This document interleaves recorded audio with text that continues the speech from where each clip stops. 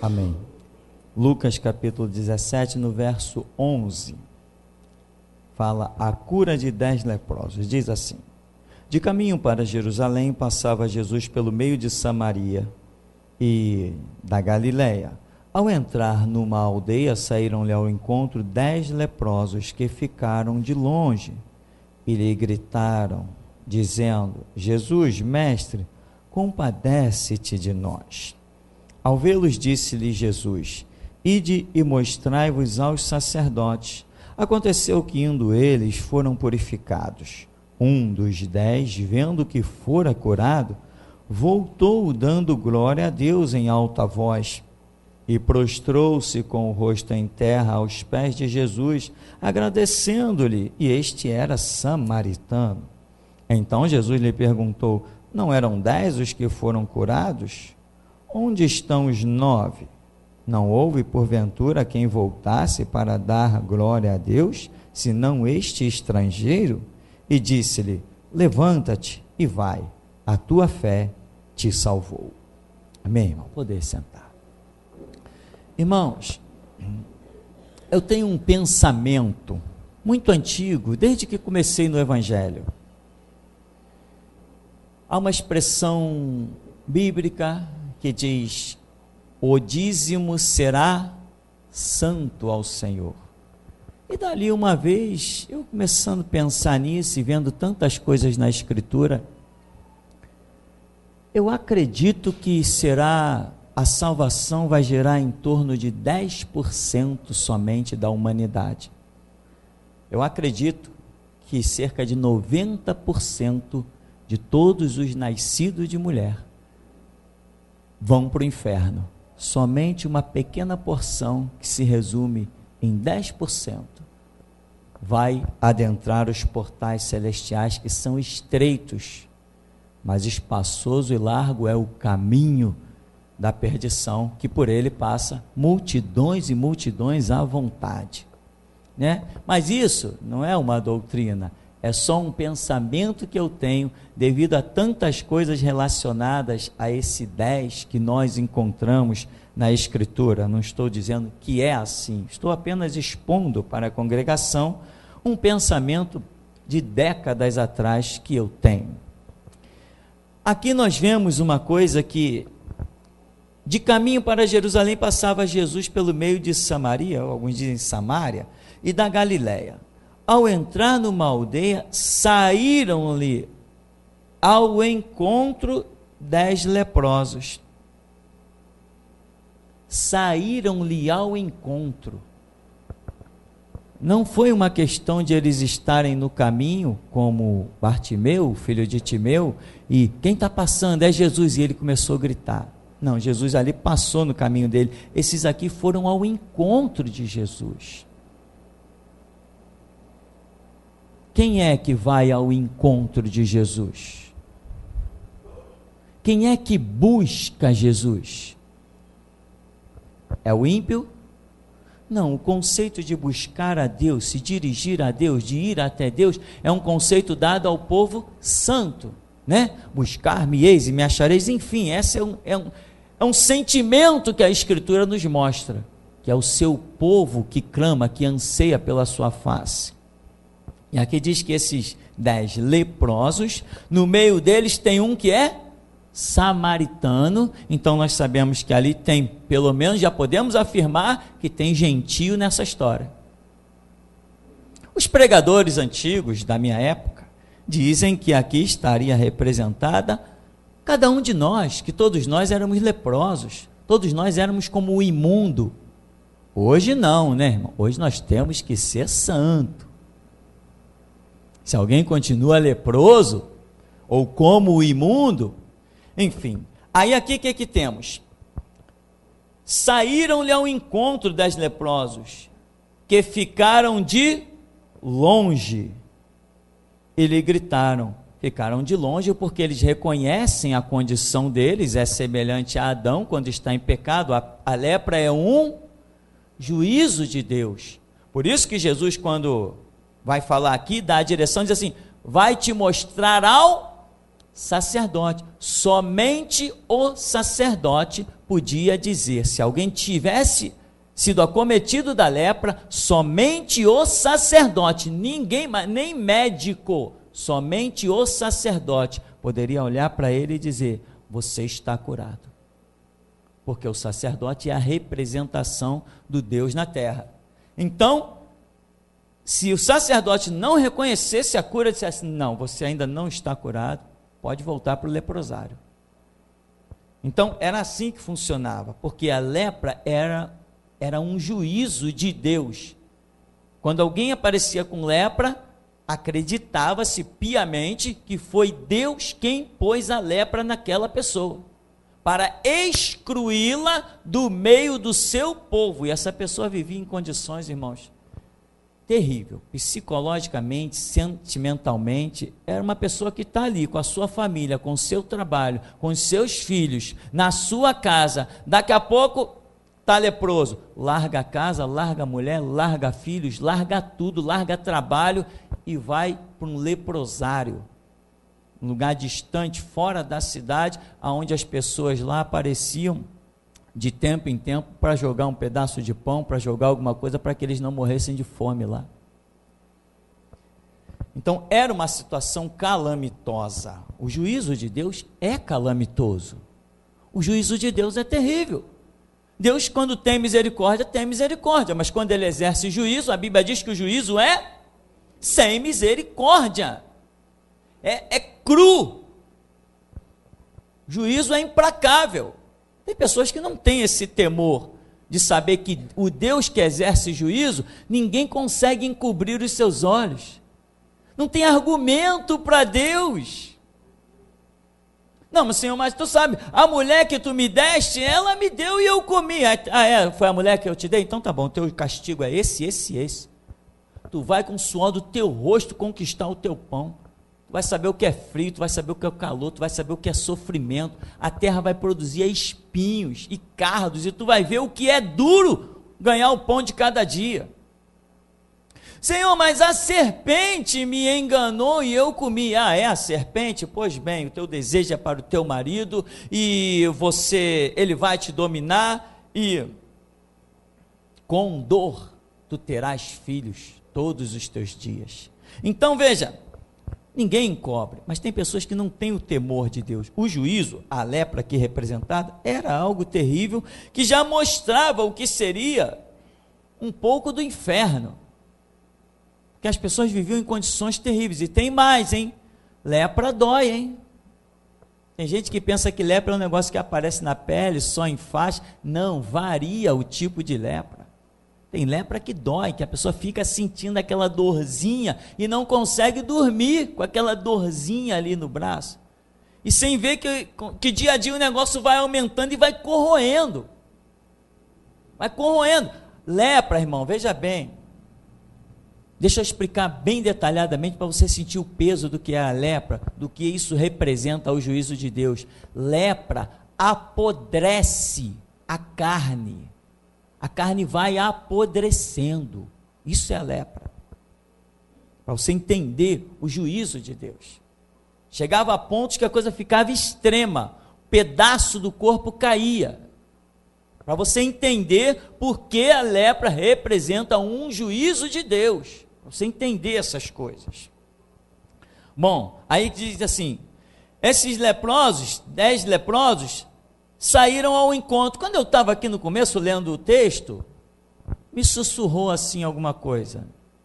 E se esses 10 leprosos que saem ao encontro, representam, na verdade, isso enquanto estava lendo aqui, hoje, aqui ainda há pouquinho, quando li o texto aqui no púlpito.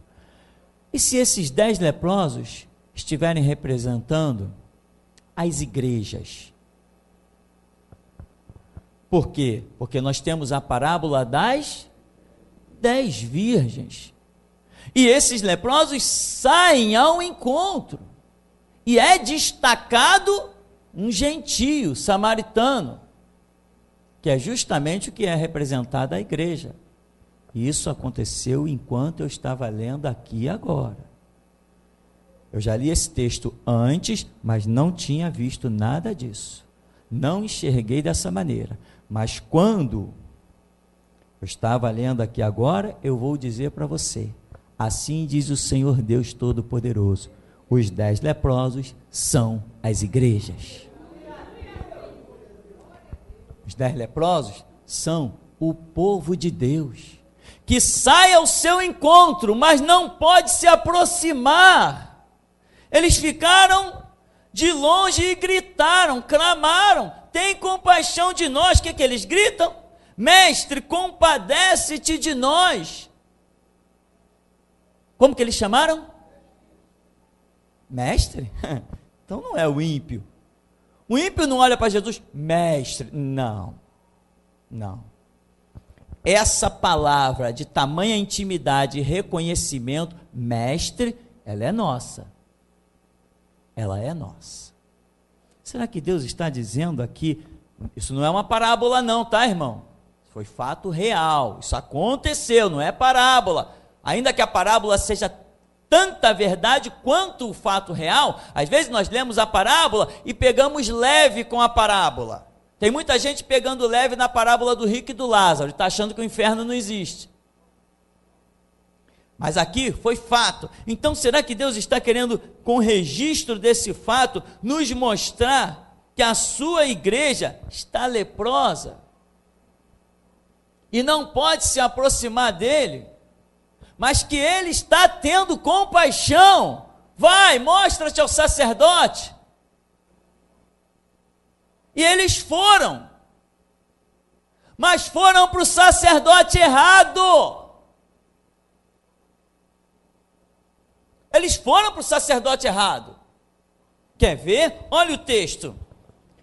Mostrai-vos disse Jesus, vai e mostrai-vos ao sacerdote. Aconteceu que indo eles foram purificados. Um dos 10, vendo que fora curado, voltou dando glória a Deus. Ou seja, um dos 10 não chegou aí ao sacerdote. Vai, mostra-te ao sacerdote. Quando ele estava no caminho, indo lá para Jerusalém, lá para onde ficam os sacerdotes judeus, ele percebeu que estava curado, opa, meia volta. E ele vem se mostrar ao rei, profeta e sacerdote, que é Cristo Jesus. Mas 9%, ou 90%, seguiram para um outro sacerdócio, que já estava caído e destituído.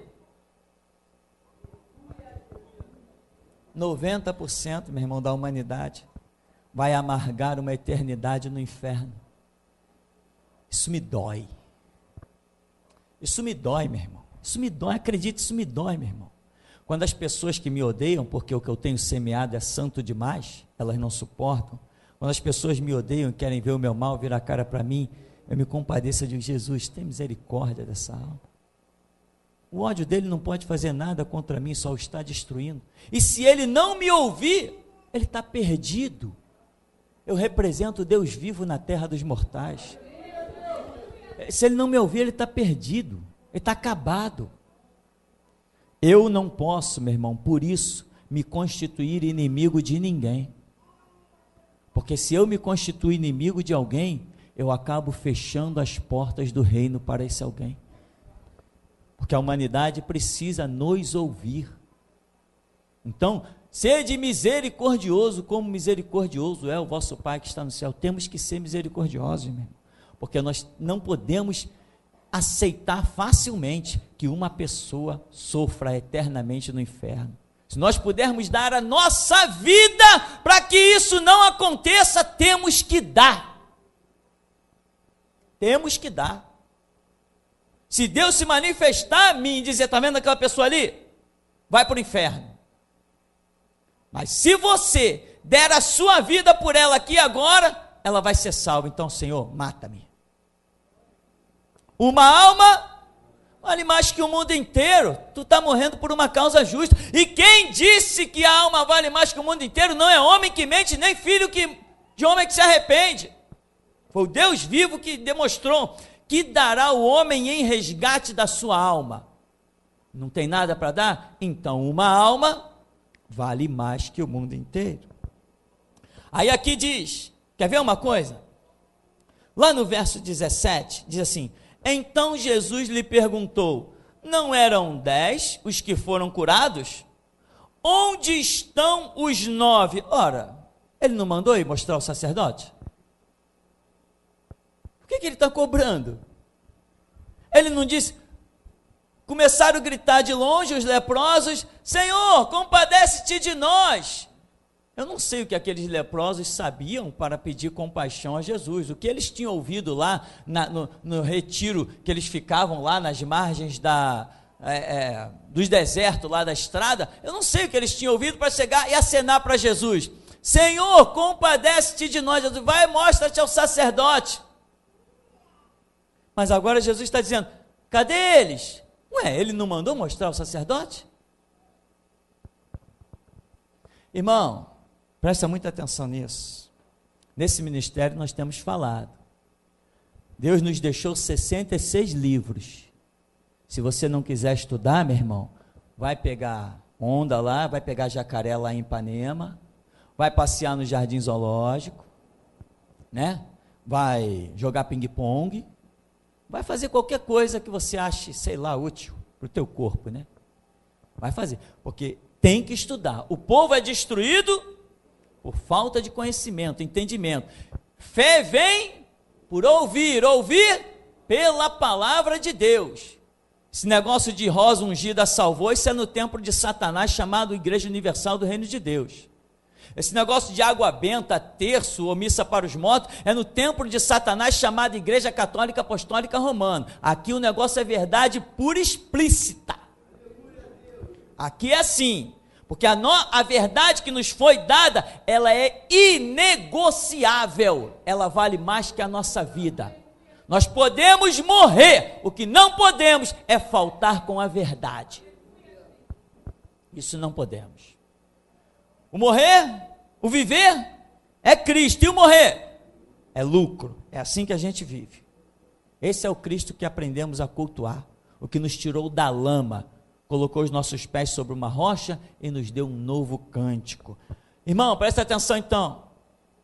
Como é que Deus trabalha conosco? Ele trabalha, meu irmão, no que a gente entende. Ele trabalha na sua verdade absoluta, e muitas vezes, se você não estiver ávido na realidade dos fatos, não estiver sabendo bem as coisas, você recebe uma palavra de Deus e age errado. Se Jesus está cobrando, cadê os cabras que eu curei? Cadê os homens que eu curei? Mas eram 10, só um voltou. Cadê eles? Mas ele disse: vai mostrar-te ao sacerdote. Ele disse: venham na minha presença, eu sou o sacerdote, eu sou o Senhor. Só que quando ele diz: mostra-te ao sacerdote, aqueles que clamaram, tem compaixão de mim, não viram nele o sacerdócio. Não viram nele, mas teve um que viu, um gentio, samaritano, considerado imundo, que o povo santo nem queria olhar para a cara dele, nem passar no território dele, porque eles eram considerados restos samaritanos. O judeu dava uma volta de 3 quilômetros, mas não passava 500 metros no território de Samaria. Esses samaritanos somos nós, meu irmão, que descobrimos a restauração da lepra. Esses samaritanos somos nós, que descobrimos que Jesus é o sacerdócio real. Somos nós que descobrimos isso. Mas tem 90% dos que se dizem cristãos que não estão reconhecendo a cura, não estão reconhecendo a libertação, e estão indo em outros sacerdócios. O sacerdócio da rosa, o sacerdócio do sal, o sacerdócio da política, o sacerdócio da maçonaria. Eles estão indo para os outros sacerdotes. Gente que chega para mim: eu estou na Maranata, a igreja do Paulo César Brito. Eu digo assim: tu é maçom? Não, irmão, que isso? Então o que tu está fazendo lá? Como assim? Meu irmão, tu está numa igreja que o teu pastor é maçom? Um dos líderes principais do Rio de Janeiro? Não, irmão, mas há controvérsia, irmão, a controvérsia até o momento que a gente dobra o joelho e ora. Toda controvérsia dura até o momento que a gente dobra os joelhos e ora. Mas o cara se diz crente, mas não tem dignidade para orar. É o crente. Assim a igreja está cheia de crentes espirituais. Sou tão espiritual que nem preciso perguntar a Deus o que fazer. Eu sei, fui eu que construí o trono de Deus.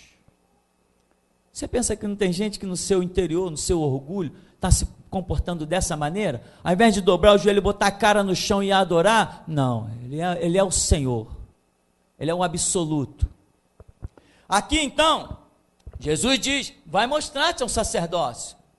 Porque eles tinham que receber uma palavra do sacerdote para poderem se reintegrar na sociedade, mas só que eles recebem a palavra de vai mostrar-te ao sacerdote, mas eles não reconhecem em Jesus que está fazendo aquele baita milagre, não reconhecem nele nem Deus e nem sacerdote.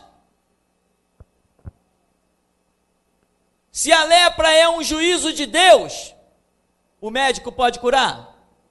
Não. Tem remédio que cure? Não. Não tem nada. Se a lepra é juízo de Deus, só Deus pode curar. Se é um juízo dele. Eles veem o sinal no seu corpo, mas ainda assim não conseguem enxergar que aquele homem é o homem. Você sabe, irmão, que Deus está diante de ti, só que você não reconhece. Deus está diante de ti, mas você ainda treme dos adversários, das ameaças que o mundo pode fazer. Quando cantamos aquela música aqui, olha, diabo está fardado em nome do Estado, nem todos soltam a voz. Ainda tem gente aqui dentro que tem medo de cantar isso, que na verdade nós já lançamos em CD e está correndo o mundo inteiro. E tem gente que não tem coragem ainda de cantar, não vestiu essa camisa. E eu te digo, o diabo está fardado sim em nome do Estado, e não é de hoje. A minha geração pisou nos magistrados, venceu as legiões algema e delegado. Aleluia, Deus. Os que vestem essa camisa, meu irmão, fazem parte dos 10% que vão entrar às mansões celestiais, cantando bendito é o santo Deus, Cordeiro que tira o pecado do mundo, e ainda vão ouvir miríades de anjos, levantai, ó porta, as vossas cabeças, aí vem o Rei da Glória. Vai ser um dia tremendo, mas um dia só para 10%. Lembra do exército de Gideão? Imagina uma multidão de 32 mil pessoas, e Deus escolheu um percentual de 0,93. Em cada 100, Deus não chamou nenhum.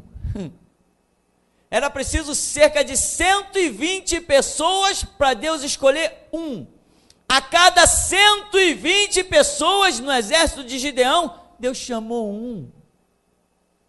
A seleção de Deus é duríssima, é violenta, escalpela. Você acha que um Deus santo vai querer profanos diante dele? Você acha que um Deus que entregou ao seu filho um reino, e este filho morreu pelo seu reino, morreu pela sua igreja, ele vai aceitar alguém que não faça a mesma coisa? Se ele diz que há um servo cabeceiro igual ao seu Senhor, ele morreu por todos, logo todos morreram. E ele morreu por todos para que os que vivem não vivam mais para si, mas para aquele que por eles morreu e ressuscitou. Se você não está disposto a morrer por Cristo, meu irmão, a morte dele por ti não tem valor. Tem que corresponder.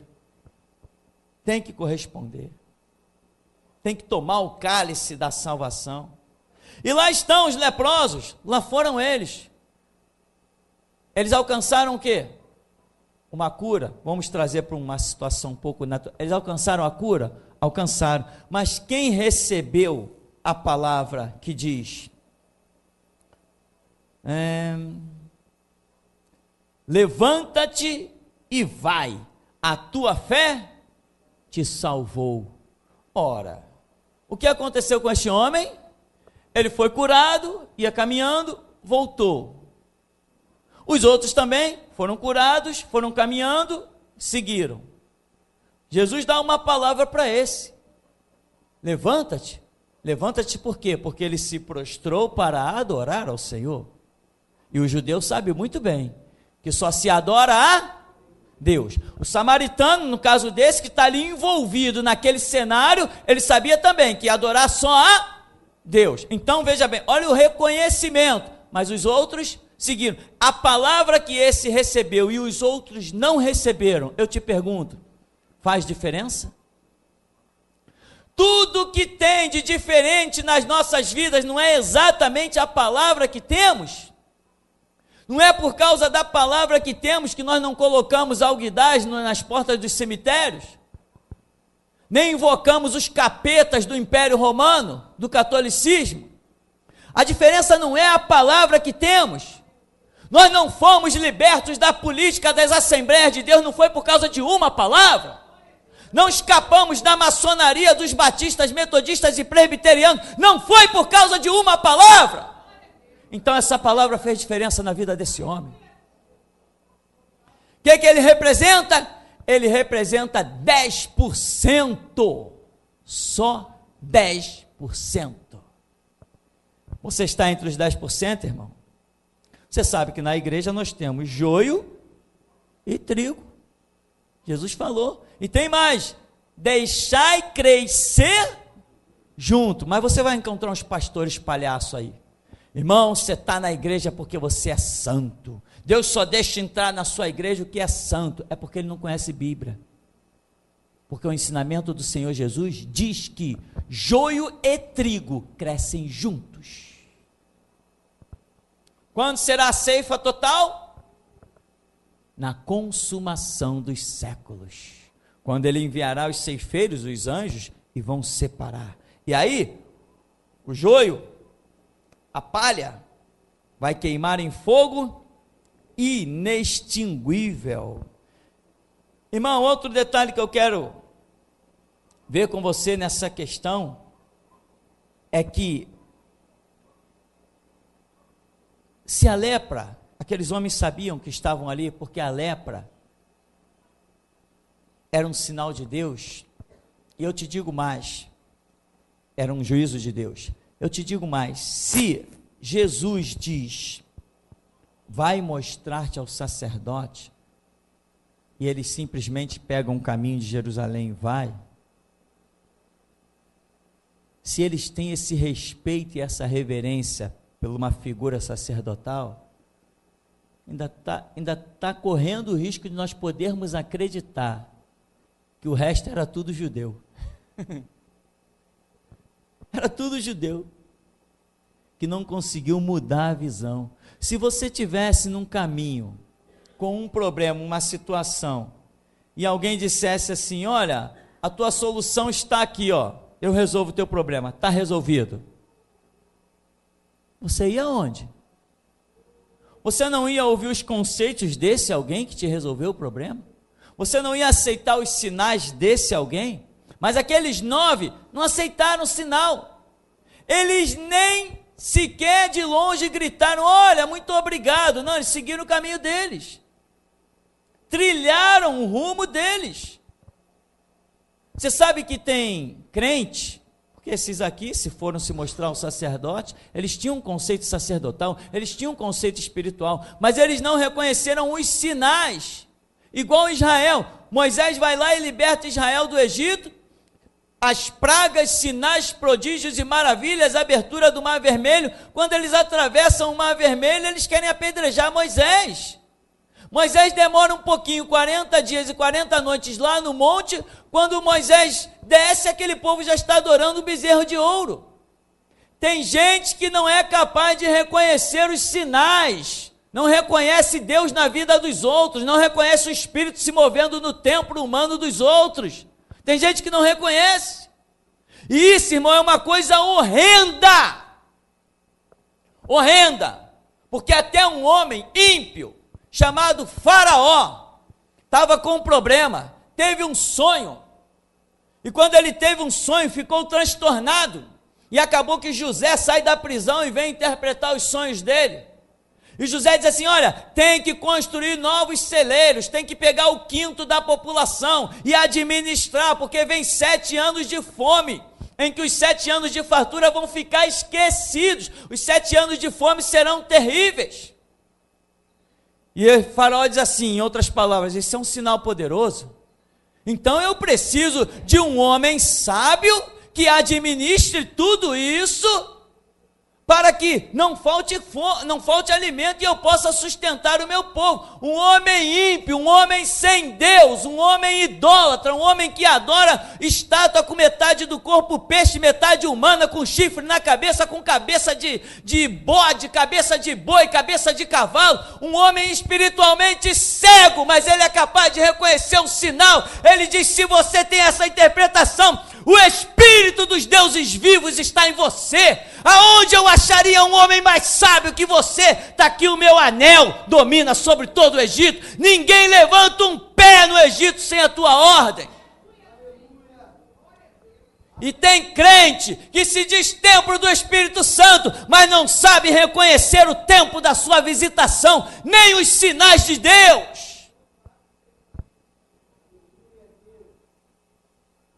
Igual esses leprosos. Um sinal desse, o camarada vive na maior miséria, vive na maior desgraça, come que nem um animal, que as pessoas passam no caminho e na lepra não podia se aproximar, tinha uma distância, jogava um pedaço de pão, jogava um pedaço de carne, aquilo caía pela terra, sujava, eles comiam que nem um porco, que nem um animal.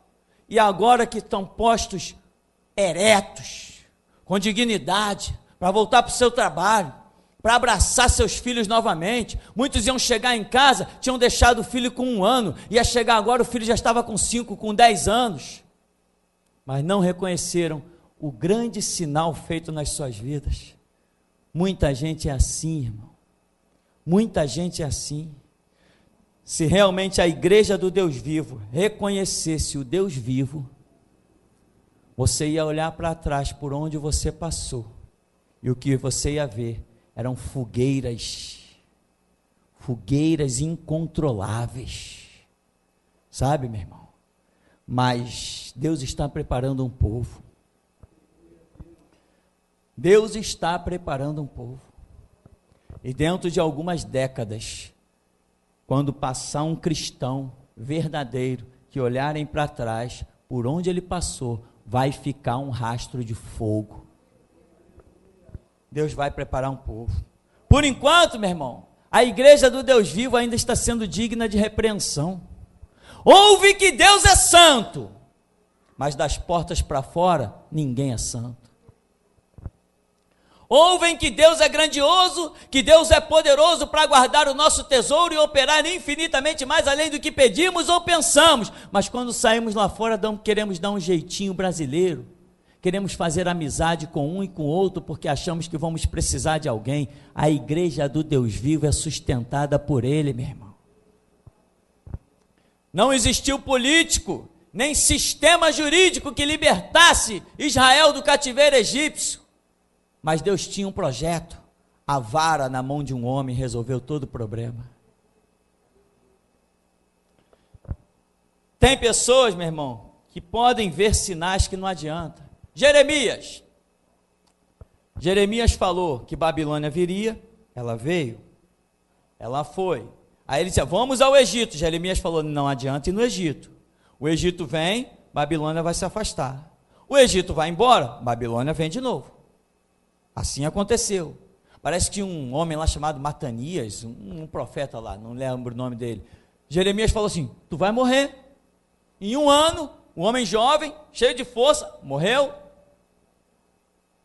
Todo mundo está vendo os sinais na vida de Jeremias, mas aceitaram o sinal? Não, até que fossem pisoteados, quase todos destruídos pela espada de Nabucodonosor. Aí depois que estavam lá no cativeiro, sendo humilhados, pisados, o restinho que sobrou, estavam dizendo: Jeremias tinha razão. Irmão, atente para os sinais, antes que Deus traga o seu juízo. Atente para os sinais, porque mesmo em terra estranha, mesmo cativo, você vai prosperar, vai triunfar e vai ser um instrumento nas mãos de Deus, como foi Daniel. Daniel foi levado por Nabucodonosor como cativo no tempo de Jeremias. Mas o que foi Daniel? Porque com Deus, meu irmão, não importa se você está em terra conhecida ou terra estranha. Com Deus, você tem Deus e ponto final. Quem tem Deus triunfa sempre. Quem tem Deus vence as fornalhas, como Sadraque, Mesaque e Abednego, que foram levados juntamente na época em que Jeremias profetizou. Quem tem Deus vence cova de leão, como Daniel. Quem tem Deus faz os seus inimigos usufruírem do castigo que pensou projetar para si. Quem tem Deus, meu irmão, mesmo em terra estranha, vê o inimigo levantar a sua forca e depois vê o seu adversário pendurado nela. Quem tem Deus, meu irmão, é assim. Quem tem Deus triunfa. Mas, meu irmão, seja um samaritano. Reconhece o sacerdócio da terra.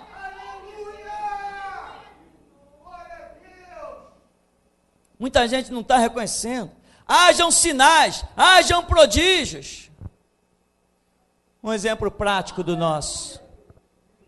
Vencemos delegados, vencemos juízes, não nos calamos para ninguém.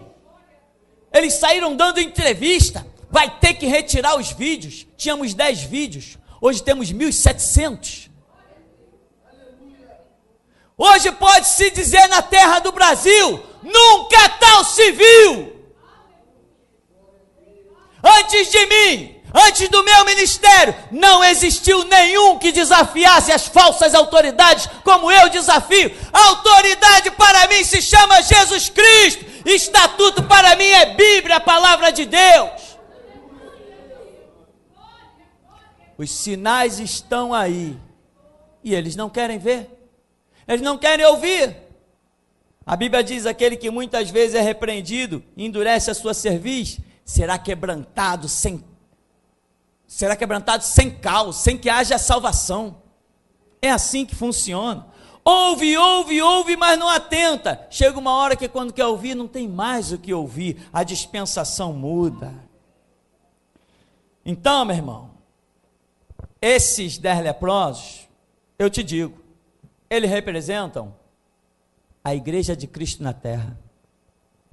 Eles representam a igreja de Cristo na terra. Mas uma igreja que está sequer em condições de se aproximar de Cristo. Reconhece as suas mazelas, reconhece a sua lepra e tem medo. Adão, onde está? Não, eu escutei o teu barulho aí, eu me escondi. Meu irmão, Jesus Cristo está procurando uma igreja que quando Ele disser assim, onde estás, nós saiamos correndo e digamos, eis-nos aqui, Senhor, fala que o teu servo ouve. Essa é a igreja que Jesus Cristo está procurando, meu irmão. Uma igreja que Ele possa se comunicar com ela. Jesus Cristo está procurando uma igreja que Ele possa ter comunhão, uma igreja com a qual Ele possa falar. Não é meia dúzia de desocupado que vem aqui para dentro para brigar por causa de 50 centavos de um CD, não. Que miséria! Deus não tem posto pão na tua mesa, não. Jesus Cristo está procurando uma igreja que Ele possa passar no meio dos candeeiros e dizer, é de ouro! Tem muita gente que não está podendo se comparar nem a barro. Irmão, tu está diante da tua última chance. Que o Senhor Deus te abençoe e te ilumine. Mas é a última. Meu irmão, Deus quer ter comunhão com a sua igreja. Ele não quer que sejamos esses leprosos. Senhor, tem compaixão de mim. Não, nada disso. Temos que ter comunhão. Se pintar o problema, se pintar a dificuldade, corre, pega na ponta do altar e sai curado. Desafia a doença, desafia a enfermidade, desafia os acidentes, porque Cristo reina.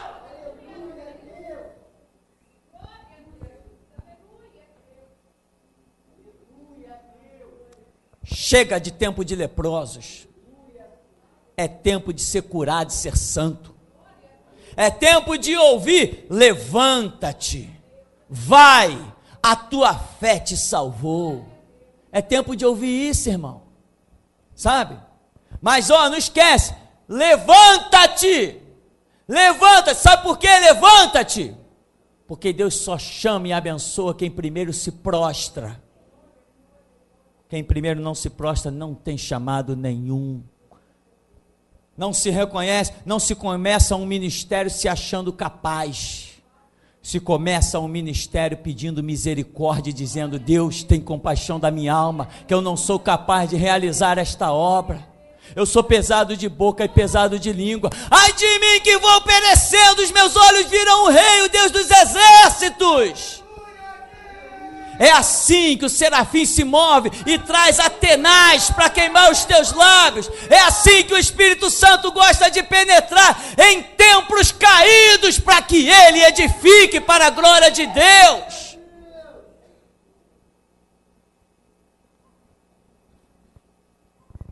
Vá para Deus, mas vá como um leproso, vá como um imundo, não vá como um santão, não. Reconheça as tuas misérias e Ele te chamará à santidade. Ele te livra de um charco de lodo, põe os teus pés sobre uma rocha e te dá um novo cântico, um cântico de exaltação ao nosso Deus. O cântico é de exaltação ao nosso Deus. Deus é misericordioso. E até tempo perdido, Ele dá oportunidade nessa noite, nessa manhã. Ele é misericordioso, porque aqui Ele está mostrando que tem misericórdia também. Tempos perdidos, Ele ainda está sustentando nesta manhã, para que tu não perca tudo.